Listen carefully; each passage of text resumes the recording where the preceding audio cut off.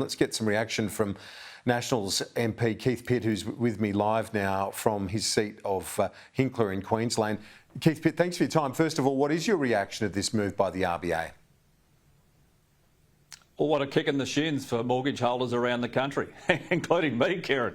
But this is what happens when inflation is not under control. It's at 7%. And if you want to look at who's at fault, have a talk to Jim Chalmers. He's already had one budget. They have enormous amounts of money flowing into the budget from the resources sector in particular. It's at record levels.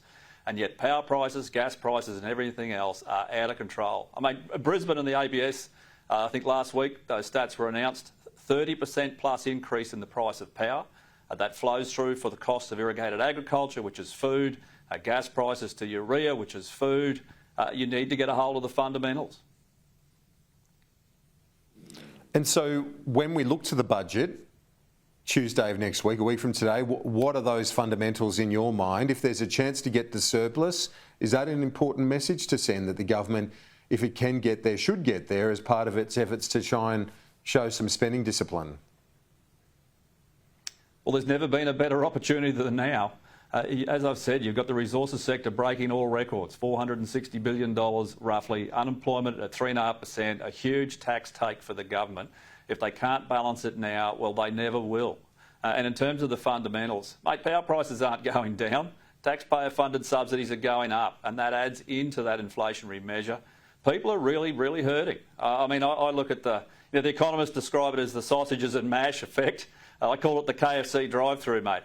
Here, my guys, they don't have a lot of disposable income. Friday night, they might go for fish and chips or KFC or something else. Well, the drive-through last Friday night at KFC was empty. Not a single car at 5:30. To me, that says people are struggling and they don't have a lot around to spend. Yeah, it's a pretty tough time for a lot of people. On a few other issues, the tobacco tax excise increase, do you welcome that? Well, the government will make decisions. It's their choice. They'll work out where to get further tax intakes from.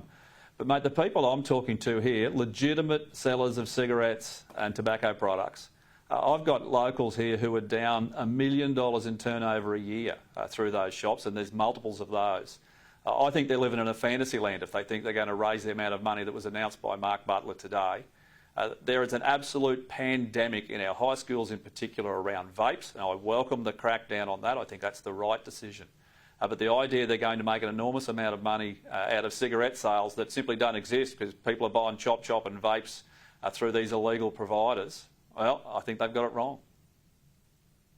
So as a health measure though, is it the right call as they're trying to crack down on smoking full stop?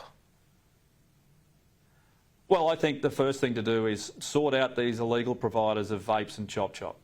We've got any number here in Bundaberg and Hervey Bay. It's had a direct impact on the legitimate and lawful businesses. That has a direct impact on the tax take. But more importantly, as a parent, mate, I'm horrified. We've got high school kids everywhere that are getting addicted to vapes. Yeah. It does need a task force in my view, and there needs to be a crackdown across the board.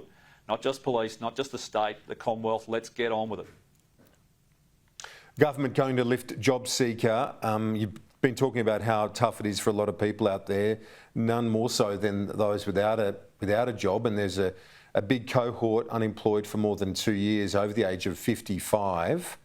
Is it the right call there's already an increased or elevated amount of JobSeeker for those over 60? Should it be brought to the age of 55? I think everyone's struggling in this environment, Kieran. I mean, the cost of everything is up. But I think there also needs to be a little bit of caution. We've got age pensioners out there, for example.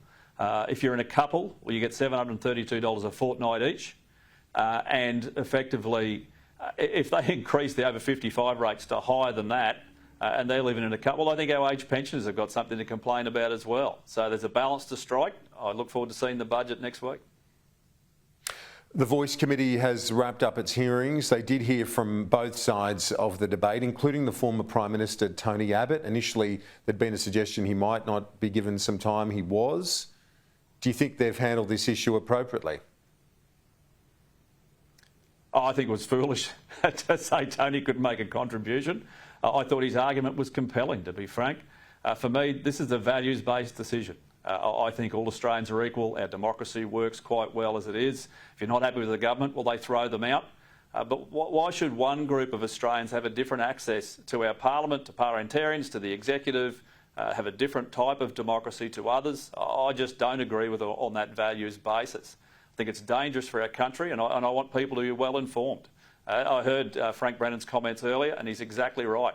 This is not a piece of legislation. This is a change of the Constitution, an incredibly important document, and I want people to be informed before they make that decision. Where's the debate at now at the moment, do you think, in terms of where the momentum is for yes or no? Oh, I don't think most Australians are that engaged yet. They're hearing about it on the edges. They're bogged down in their own challenges. They just can't afford to live at the moment for many of them. And I think they'll get more focused as it approaches.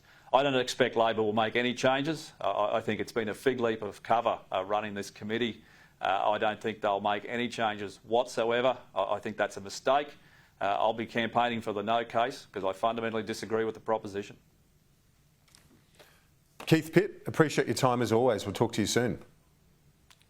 Mate, it's great to be with you.